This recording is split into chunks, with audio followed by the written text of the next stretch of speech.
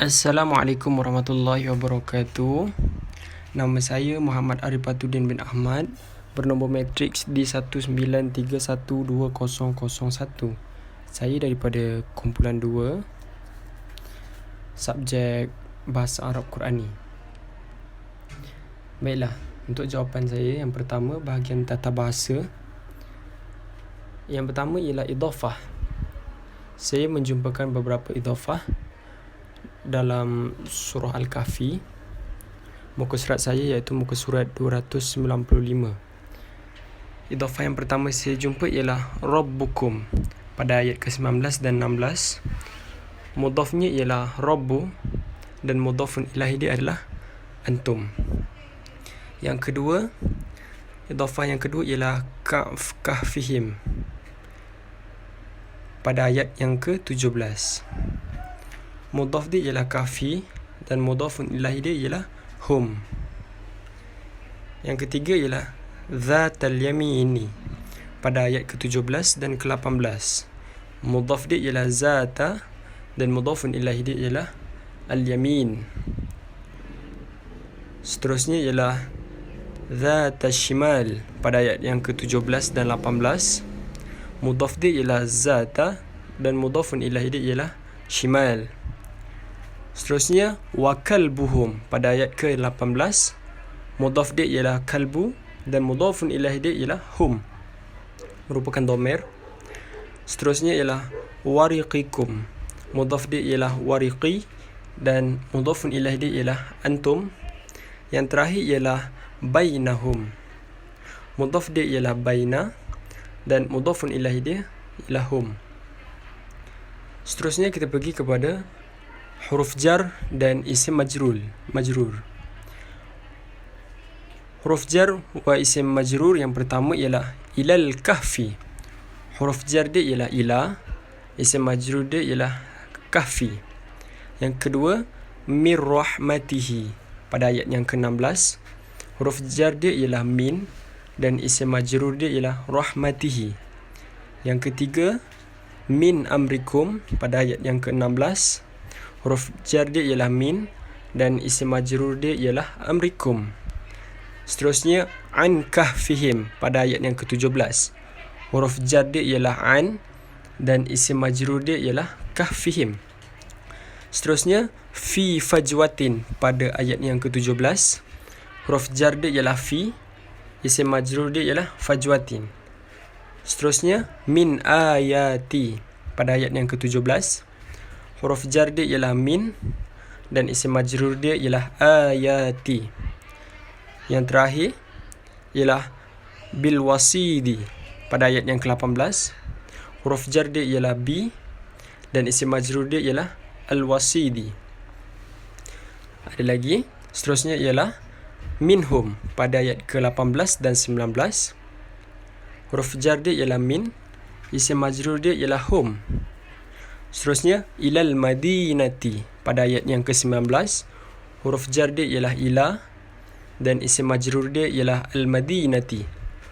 Yang terakhir ialah fi millatihim. Huruf jar dia ialah fi dan isim majrur dia ialah millatihim. Seterusnya kita pergi kepada fa'il. Pertama fa'il pertama yang saya jumpa ialah a'zaltumu pada ayat yang ke-16. Ianya merupakan fa'il amar, dhamir antum, dan 3 huruf asal dia ialah azala. Wazan dia ialah ifta'altumu, dan ianya merupakan mazid thulathi biharfaini, iaitu sifir dia yafta'ilu, ifta'il. Yang kedua ialah ya'buduna pada ayat yang ke-16. Merupakan fa'il mudhari', dhamir hum, dan huruf asal dia ialah abada. Wazan dia ialah yaf'uluna, dan ianya merupakan mujarrad thulathi. Sifir dia fa'ala yaf'ulu. Yang ketiga ialah yanshur, merupakan fa'il mudhari', dhamir huwa. Huruf asal dia ialah nasyara. Wazan dia ialah yaf'ul dan ianya merupakan mujarrad thulathi, sifir fa'ala yaf'ulu. Seterusnya yuhayyi pada ayat yang ke-16 merupakan fa'il mudhari', dhamir huwa, huruf asal dia ialah haya'a, wazan dia ialah yufa'il, merupakan mazid sulathi biharfin wahid, sifir dia fa'ala yufa'ilu. Seterusnya gharabat merupakan fa'il madhi, dhamir huwa, perkataan asal dia ialah gharaba, wazan dia ialah fa'alat dan ianya merupakan mujarrad thulathi, sifir fa'ala yaf'ilu. Seterusnya ialah perkataan yudlil pada ayat yang ke-18 merupakan fa'il mudhari', dhamir huwa, perkataan asal dia ialah dhalala, wazan dia ialah yuf'il dan ianya merupakan mazid sulathi biharfin wahid, iaitu sifir af'ala yuf'ilu.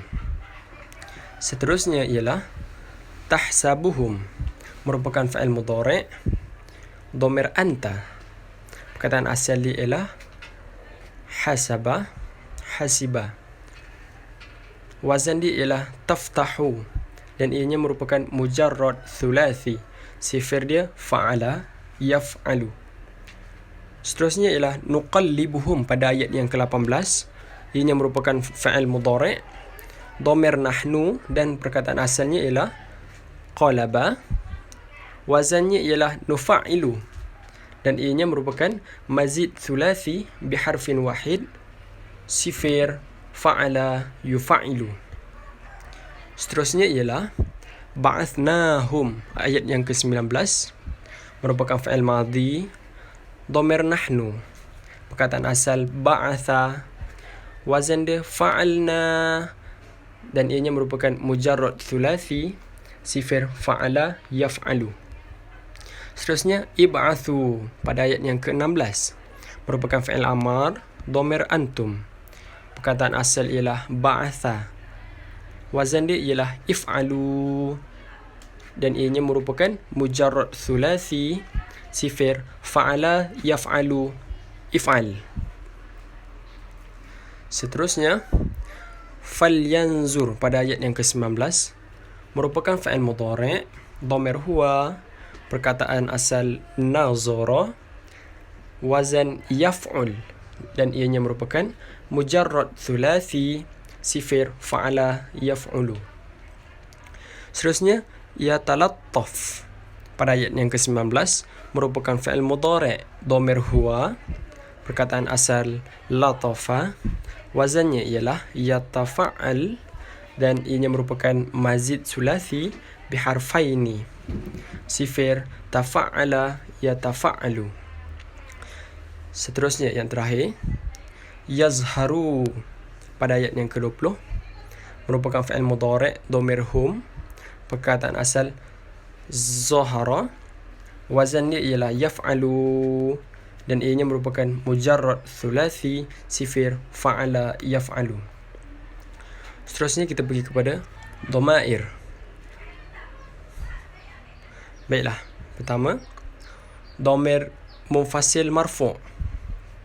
Saya jumpa dua, iaitu perkataan hum pada ayat yang ke-17 dan 18 dan yang kedua ialah perkataan huwa pada ayat yang ke-17.